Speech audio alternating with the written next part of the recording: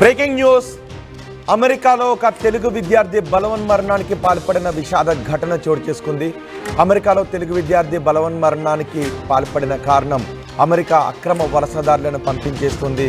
ఈ విద్యార్థి పాస్పోర్ట్ను కూడా అమెరికా అధికారులు స్వాధీనం చేసుకున్నారు. దీంతో డీపోర్టేషన్ భయంతో అతను ఆత్మహత్యకు పాల్పడ్డాడు. ఆత్మహత్యకు పాల్పడిన వ్యక్తి పేరు సాయి కుమార్ రెడ్డి. సాయి కుమార్ రెడ్డి అమెరికా వెళ్ళి అక్కడ చదువుకుంటూ ఉద్యోగం కూడా చేసుకుంటూ ఉన్నాడు. అయితే అక్రమ వలసదారులను అమెరికా ట్రంప్ సర్కార్ ఆయా దేశాలకు పంపేస్తూ ఉండటంతో ఇప్పటికే చాలామందిని పంపేసింది, వందలాది మందిని పంపించేస్తూ ఉంది.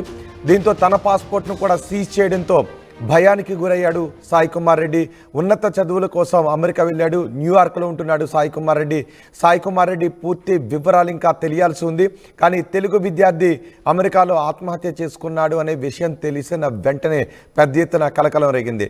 అమెరికా నుంచి అమెరికాలో ట్రంప్ అధికారంలోకి రాగానే అమెరికాలో అక్రమంగా ఉంటున్న వలసదారులను గుర్తించి వాళ్ళను వెనక్కి పంపించేస్తున్నారు.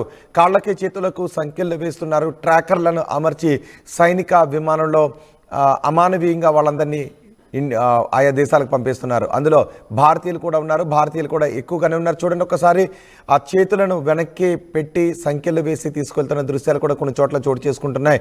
దీనిపై ఇప్పటికే భారత విదేశాంగ శాఖ అమెరికా అధికారులతో సంప్రదింపులు కూడా జరుపుతుంది. సైనిక విమానంలో తరలించడం పైన, కాళ్లకు చేతులకు సంఖ్యలు వేయడం పైన అమెరికా అధికారులతో మాట్లాడుతూ ఉన్నారు. గౌరవప్రదంగానే వాళ్ళను స్వదేశాలకు పంపాలి అనే విషయంపై అమెరికా అధికారులతో మాట్లాడుతున్నారు. అయితే ఇక్కడ పంపించడం మాట ఎలా ఉన్నా అక్కడ నుంచి పంపించేస్తే మరింత ఆర్థిక ఇబ్బందుల్లో పడిపోతాము అని ఇప్పటికే అమెరికాలో కొన్ని ఎటువంటి పేపర్స్ లేకుండా అక్రమంగా వెళ్ళి అక్కడ ఉంటున్న విద్యార్థులు భయాందోళనకి గురవుతున్నారు. అక్కడ ఉద్యోగాలు చేస్తున్నవారు. న్యూయార్క్లో ప్రస్తుతం తాత్కాలిక ఉద్యోగం చేస్తున్నాడు సాయి కుమార్ రెడ్డి. ఇటీవల సాయి కుమార్ రెడ్డి పనిచేసే చోట అధికారులు తనిఖీలు చేశారు. సాయి కుమార్ రెడ్డి పాస్పోర్ట్ను అధికారులు స్వాధీనం చేసుకున్నారు. సాయి కుమార్ రెడ్డి అక్రమంగా అమెరికా వెళ్ళి అక్కడ ఉంటున్నాడు, పని చేసుకుంటూ అక్కడ డబ్బులు సంపాదించాలనే ఉద్దేశంతో ఆర్థికంగా ఆర్థిక కష్టాలు తీర్చుకోవాలన్న ఉద్దేశంతో అక్రమంగా అమెరికా వెళ్ళి ఉంటున్నాడు, ఒక చోట పనిచేస్తున్నాడు. అయితే ఆ సాయి కుమార్ రెడ్డి పనిచేస్తున్న చోట అధికారులు తనిఖీలు చేయడంతో సాయి కుమార్ రెడ్డి పాస్పోర్ట్ను కూడా స్వాధీనం చేసుకున్నారు. సాయి కుమార్ రెడ్డి చెప్తున్న వివరాలు కొన్ని అనుమానాస్పదంగా ఉండటంతో అధికారులు స్వాధీనం చేసుకున్నారు. దీంతో సాయి కుమార్ రెడ్డి దొరికిపోతానేమో అని భయపడ్డాడు. పనిచేసే ప్రదేశంలోనే ఎక్కడైతే అధికారులు తన పాస్పోర్ట్ను స్వాధీనం చేసుకున్నారో అక్కడే పనిచేసే ప్రదేశంలోనే సాయి కుమార్ రెడ్డి బలవన్మరణానికి పాల్పడినట్టుగా తెలుస్తోంది. ఇటీవలే భారతదేశానికి అమెరికా నుంచి 104 మందిని పంపించేశారు.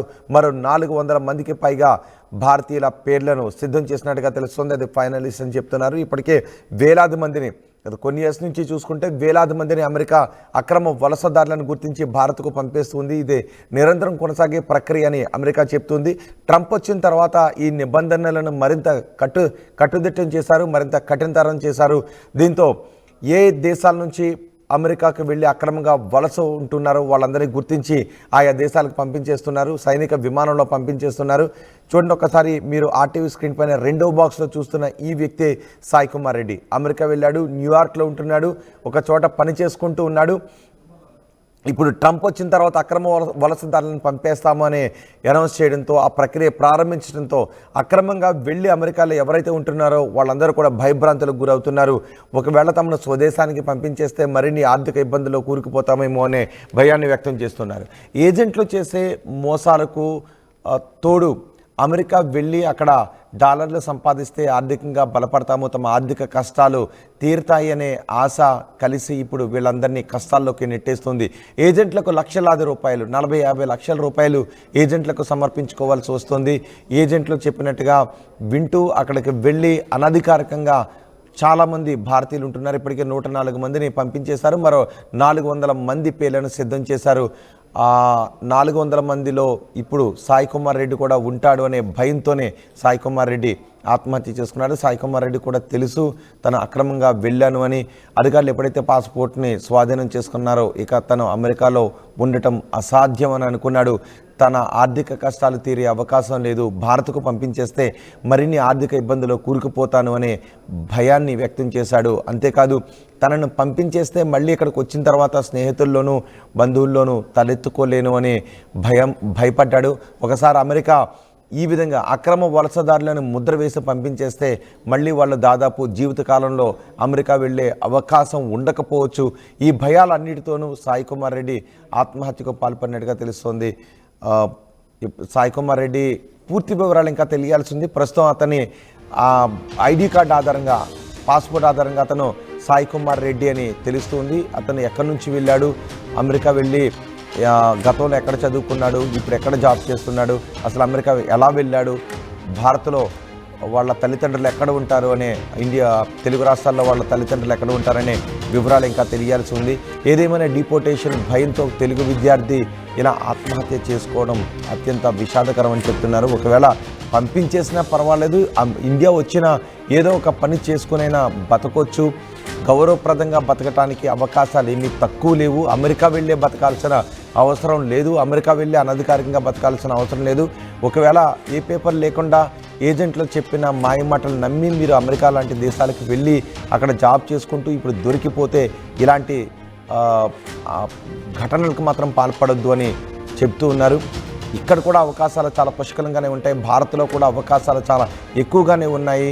కాబట్టి అమెరికా వెళ్ళే జాబ్ చేసుకోవాలి, అమెరికాలో ఉద్యోగం పోతే భారత్కు వెళ్తే పరుగు పోతుందనో, ఆర్థిక కష్టాలు వెన్నాడతాయనో భయపడాల్సిన అవసరం లేదు అని చెప్తున్నారు. సాయి కుమార్ రెడ్డి మరణానికి సంబంధించి ఇప్పటికే భారత విదేశాంగ శాఖ ఆరా తీస్తున్నట్టుగా తెలుస్తుంది.